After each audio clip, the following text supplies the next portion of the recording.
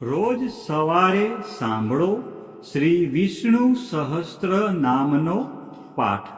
અંત વિનાના હજારો સ્વરૂપવાળા, હજારો ચરણ, મસ્તક, સાથળ અને બાહુવાળા પરમાત્માને નમસ્કાર હો. હજાર નામવાળા અને હજાર કોટી યુગને ધારણ કરનાર એવા શાશ્વત બ્રહ્મ પુરુષને નમસ્કાર હો. જેની નાભીમાં કમળ એવા ભગવાન શ્રી વિષ્ણુને નમસ્કાર હો. જળમાં શયન કરનાર શ્રી વિષ્ણુ ભગવાનને નમસ્કાર હો. હે કેશવ, હે વાસુદેવ, આપને મારા નમસ્કાર હો. બ્રહ્મ સ્વરૂપ અને ગૌ બ્રહ્મનું હિત કરનાર એવા દેવને મારા નમસ્કાર હો. જગતનું હિત કરનાર શ્રી કૃષ્ણ ભગવાનને મારા નમસ્કાર હો. ગોવિંદ સ્વરૂપને નમસ્કાર હો. જેમ આકાશમાંથી પૃથ્વી પર પડેલું પાણી સમુદ્રમાં જાય છે, તેમ બધા દેવોને કરેલા નમસ્કાર ભગવાન કેશવ પ્રતિ જાય છે. જેમાં શ્રી હરિનું ભજન પૂજન થાય છે, એવા આ માર્ગ નિષ્કુંઠ છે. અને શ્રી હરિના ભજન પૂજન વિનાના માર્ગને કુમાર્ગ જાણવો. બધા વેદો જાણવાથી જે પુણ્ય થાય છે અને સર્વ તીર્થયાત્રાથી જે ફળ મળે છે, તે સમગ્ર ફળ દુષ્ટોના નાશ કરનાર શ્રી વિષ્ણુ ભગવાનની સ્તુતિ શ્રદ્ધાપૂર્વક કરવાથી મળે છે. જે મનુષ્ય શ્રી હરિના મંદિરમાં નિત્ય 3 વાર પ્રભાત, મધ્યાહન અને સાયંકાળ 2 કે 1 વાર પણ આ વિષ્ણુ ભગવાનનો શ્રી વિષ્ણુ સહસ્ત્રનો પાઠ કરે છે, તેના સર્વ પાપ કર્મો નાશ પામે છે. જે મનુષ્ય આ સ્ત્રોતનો પાઠ ભાવ ભક્તિથી કરે છે, તેના શત્રુઓ બળી જાય છે. તેના ઉપર સર્વ ગ્રહો શાંત રહે છે અને તેના સર્વ પાપ વિનાશ પામે છે. જેણે શ્રદ્ધાપૂર્વક આ સ્ત્રોતોનું ધ્યાન કર્યું કે પાઠ કર્યા, તેને સર્વ દાન આપ્યા અને દેવોની ઋણા પ્રકારની પૂજા કરી એમ સમજવું. જે મનુષ્ય દરેક બારસના દિવસે મારી સમીપ આ સહસ્ત્ર નામનો પાઠ કરે છે, તેને આ લોક કે પરલોકમાં કોઈ પણ ઠેકાણે ભય રહેતો નથી અને તેના કરોડો પાપ ધીમે ધીમે બળી જાય છે. હે અર્જુન, જે મનુષ્ય પીપળાની પાસે કે તુલસીની પાસે બેસીને આ શ્રી વિષ્ણુ સહસ્ત્ર નામનો પાઠ કરે છે, તે કરોડો ગાયોના દાનનું ફળ પામે છે. વળી જે મનુષ્ય નિત્ય શિવાલય અથવા તુલસીના વનમાં બેસીને નિત્ય શ્રી વિષ્ણુ સહસ્ત્ર નામનો પાઠ કરે છે, તે મોક્ષ પામે છે અને તેના બ્રહ્મમાં ઇત્યાદિ ઘોર પાપ હોય તો પણ તે સર્વનાશ પામે છે. એવું ચક્રધારી ભગવાનનું વચન છે. હવે આપણે ભગવાન શ્રી વિષ્ણુના 108 દિવ્ય નામ, જેને અષ્ટોત્તર સતનામાવલી કહેવાય છે, જે નીચે મુજબ છે, જે આપણે બધા જ શાંતિથી સાંભળીશું. આ નામનો જાપ કરવાથી મનને શાંતિ મળે છે અને આધ્યાત્મિક ઉન્નતિ થાય છે. ઓમ વિષ્ણવે નમઃ. ॐ विश्वरूपाय नमः। ॐ पद्मनाभाय नमः। ॐ प्रजापतये नमः। ॐ ऋषिकेशाय नमः।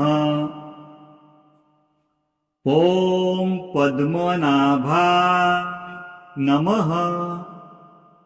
ॐ माधवाय नमः। ॐ जनार्दनाय नमः।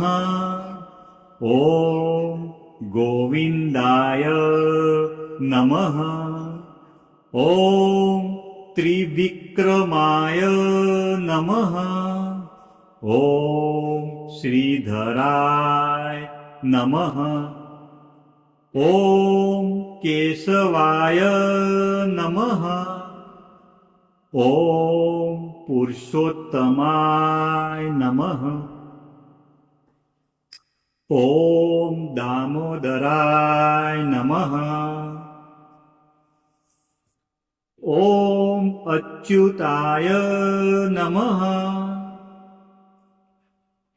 ॐ साणङ्गपाणये नमः। ॐ उपेन्द्राय नमः। ॐ इन्द्राय नमः। ॐ वामनाय नमः। ॐ वैकुण्ठाय नमः। ॐ जिष्णवे नमः। ॐ दैत्यान्तकाय नमः। ॐ भूतभद्रे नमः।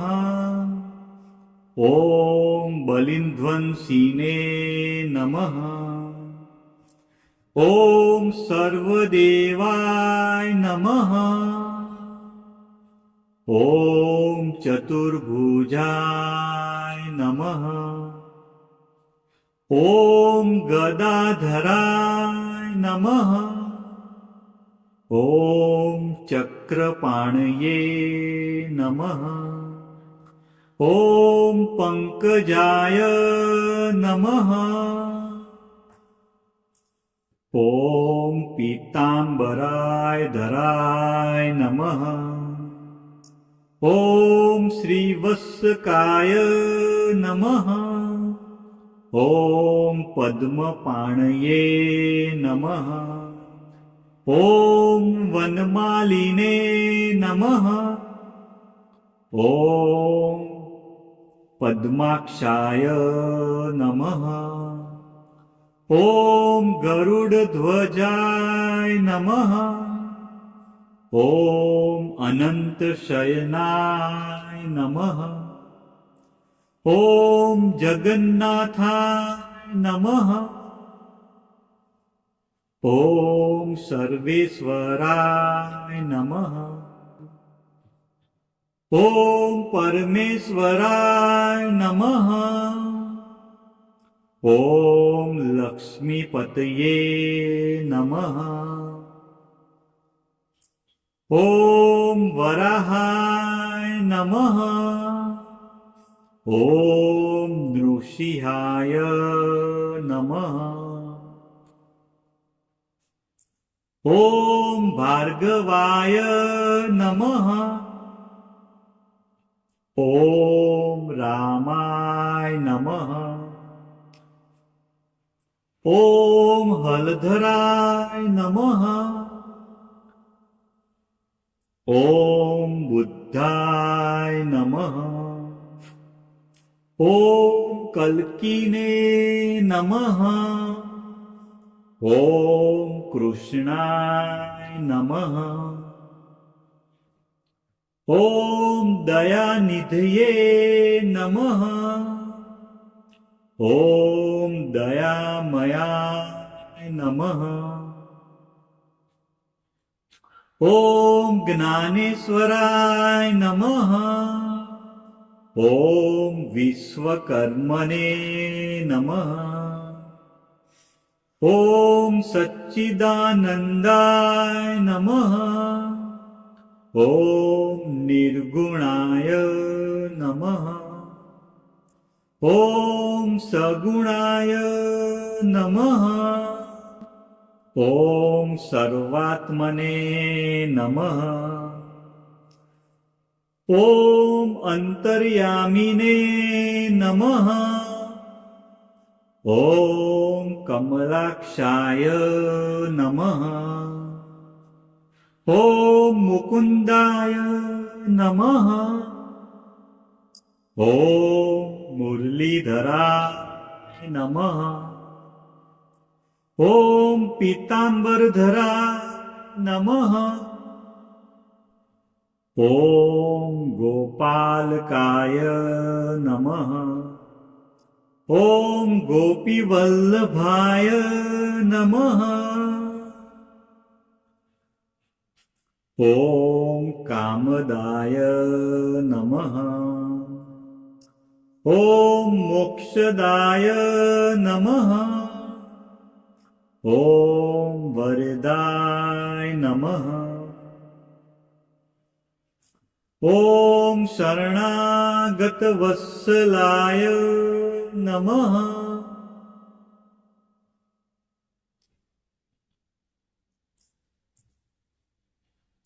ॐ भक्तपालकाय नमः। ॐ दीनबन्धवे नमः। ॐ करुणासागराय नमः। ॐ कमलापतये नमः। ॐ चतुर्वेदाय नमः। ॐ वेदान्तवेदाय नमः। ॐ अग्नेश्वराय नमः। ॐ धर्माध्यक्षाय नमः। ॐ विश्वतोमुखाय नमः। ॐ सहस्रशीर्षाय नमः। ॐ सहस्राक्षाय नमः। ॐ सहस्रपाटे नमः। ॐ परायणाय नमः। ॐ परब्रह्मणे नमः। ॐ परमात्मने नमः। ॐ अनादिनिधनाय नमः। ॐ अजाय नमः। ॐ शाश्वताय नमः। ॐ अव्ययाय नमः। ॐ पुरुषाय नमः। ॐ प्राणाय नमः। ॐ प्रणवाय नमः। ॐ ओमकाराय नमः। ॐ सत्याय नमः। ॐ ज्ञानाय नमः। ॐ विभवे नमः। ॐ प्रभवे नमः। ॐ ईशनाय नमः। ॐ महेश्वराय नमः। ॐ रुद्राय नमः। ॐ शिवाय नमः। ॐ कालाय नमः। ॐ मृत्युंजयाय नमः। ॐ अमृताय नमः। ॐ सर्वज्ञाय नमः। ॐ सर्वावस्थाय नमः। ॐ सनातनाय नमः। ॐ सर्वव्यापिने नमः। ॐ अनन्तरूपाय नमः। ॐ भगवते नमः। ॐ विष्णवे नमः।